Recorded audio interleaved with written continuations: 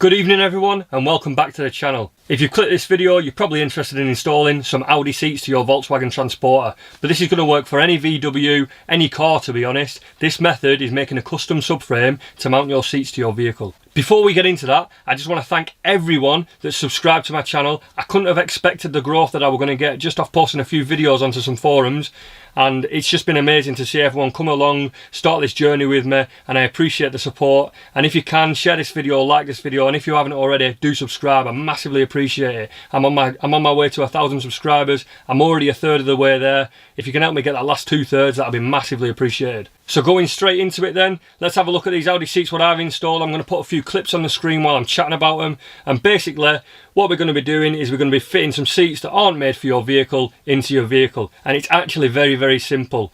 First of all, why would you want to do this? Well, if you've got a Transporter or a Caddy, you're going to know how expensive everything is for the Transporter and Caddy. If it's got the Transporter or Caddy word next to it, it's probably going to be double the price it should be. For example, I had some Captain seats in my vehicle. I removed them. I sold them for almost triple the price what I paid for these RS5 seats. And now when you compare them two together, it's a no-brainer which seats you'd like. One's Nappa leather, electric motors, the other one's standard fabric for a van. And I just can't believe what people paid for them. It's good for me because I made some money off doing this install, but it's just crazy what people pay for them. And if people understood that you could just put these seats in with very simple methods and save yourself a lot of money, I guarantee these seats will be in a lot more vehicles. I've just done a bit of a render on Fusion 360 here just to help you explain it, because obviously I've already installed mine and I didn't record the install, but this is the method that I used, or one of the methods that I used. So once you remove your seat, you're going to be left with a seat base. It looks something like this. Mine's got 4 studs on it, but yours won't. It will have 2 studs at the front and 2 bolts at the back. Once you're at this stage, you need to make up some bars or some plates that are going to line up with these studs on the base. You're going to look something a little bit like this. You're going to drill your holes. You're going to want to get some steel that fits these or cut them down to size. Drill the holes so you can mount this to your seat base that is currently in your van. Once you've done that, you're going to want to get your new seat and you're going to want to make some bars that are identical to this, but they mount up to the holes on the base of your new seat. They're going to look something like this. In my case, my new seat base was narrower than the van base what I was going to attach it to. So that's why you can see that these green bars don't quite line up to the red bars. So what we're going to do from here, we've got these bolted to the base of the seat now. We're going to remove this base from the van. We're going to get it all outside or into your workshop if you're fortunate to have a workshop. Lay it on the ground and you're going to want to connect these two with a section of box steel. It's going to look like this. You're going to cut this box steel to the right width of the largest base, whether that be your seat base or your van base. It's going to be cut to the largest base. So in my instance, the van base was larger than the seat base, so I cut them to the same width as the bars on my van base. So going on from there, you're going to want to weld these together. Now that's fine if you can't weld. You can borrow a welder and just put a couple of tack welds on there, or you can get a mobile welder to come and do it for you. If you put some tack welds on there, you can then take it to a workshop and they can finish it for you. And once it's all welded together, you're going to be left with something that looks a little bit like this, a nice H-frame. One thing I will say, when selecting your materials to do this, explain to the metal merchant what you're doing it for and get the high grade metal. There's many grades of metal and you're going to be wanting to get a real good quality metal to do safety stuff like this. A good method that I like to use when I'm doing stuff to do with safety is I'll examine what's around it. So I'll check the thickness of the metal of the existing infrastructure and I'll go one up. So I want the single point of weakness to be a factory product. And if mine's stronger than that factory product, mine's not going to fail before that. And that's what I'll always go with. It might be a little bit heavier, it might be a little bit more expensive, but certainly to do with safety stuff, always go for that more expensive, thicker product. The other method that I use is I got a swivel base. Got it off eBay, it's a pull tested one, cost me about £120. I then just re-drilled the holes in the top to take my new seat. That's a much simpler method, much easier for most instances. If you did have a wider seat than your seat base, you would have to weld some butterfly strips onto that, but as I'm led to believe, the person that I bought them from makes them himself. So if you let him know that you need a bit of a bigger top on it, measure your seat base, I'm sure he could probably do a custom made one for a little bit of extra money.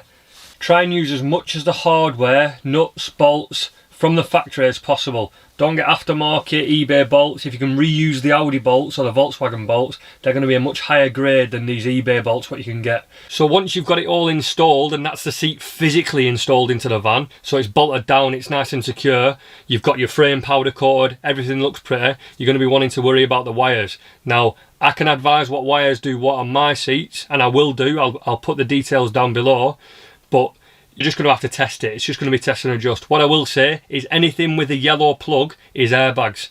Don't go connecting them to a battery just to see if it moves a motor, because you'll probably blow a hole in the side of your chair, and you don't want that. What I did is I got a small 12 volt motorcycle battery. I cut all the ends off my wires so I had bare connectors, and then I just connected them and tested the buttons on the motors. The beautiful thing about a lot of these seats is a lot of the modules are installed in the base of the seat, so you don't have to worry about programming stuff. It's already installed in the base of the seat. You just have to connect the lives up, connect the grounds up, and you should be good to go. So that brings us on to the next phase. Where are you going to get the power from?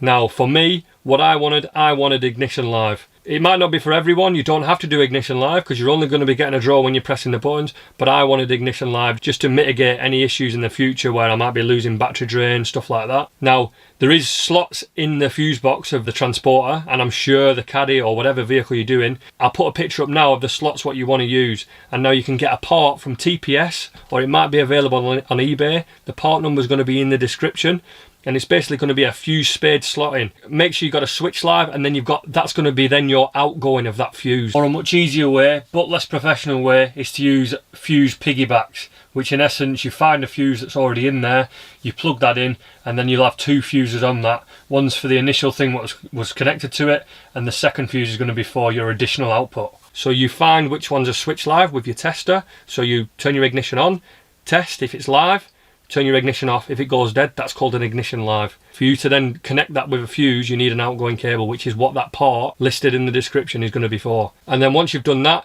you connect your outgoing to the lives of your seat, and then connect the grounds to the ground. And now under these floors on the Transporters, there's loads of grounding points. You can run a cable back to a big grounding point, but it's just a waste of cable, to be honest. Find the closest grounding point, make sure it's clean if it's not already clean. So if it's got any paint over it, make sure you give that a good wire brush to get some paint off. Good ground. If you've got any issues with wiring stuff in your vehicle, I can bet my bottom dollar that it's probably due to a bad ground. If you've got live going there and it's not working, it will be due to a bad ground. So just grind that paint away and make sure you've got a good ground. You can always test that with a continuity setting on your multimeter. Once you've got that installed, you can tuck away all the cables you're not using, such as your airbag. Tuck them away, tape them up nicely. Don't cut them, keep them insulated in the heads that come with it. One thing to mention when wiring up your seats, if you are wiring up heated seats, it's not just as simple as getting a live, putting a switch in it, putting the switch on your dash, running the live to your seat, and then running the ground to the ground. You want something that's going to regulate that. If you've got a switch, it's going to always be on when you turn it on. Now, heated seats generally have a thermostat in them, or some form of timer device that's going to regulate that heat. If you're going to just have a switch, it's going to be on constantly, and it's going to be prone to overheating. So you can get them part of sets. I've only seen them as part of sets, unfortunately. The aftermarket heated seat fitting kits, and you could probably retrofit one of them in, or you could get a thermostat that sits on your seat that cuts in and out as and when it gets to the right temperature. So if you've made it this far in the video, I hope you've enjoyed it. I hope I've answered some of the questions, what a lot of people are firing at me on the forums. If you have any more questions, do comment down below. I'm really interested in getting to know some of you that are following the channel, so comment down below, let me know what you're about, show me some pictures of your vehicle. If you haven't already, subscribe. Let's get to it. Let's get to this 1,000 goal. Thanks for your help, everyone.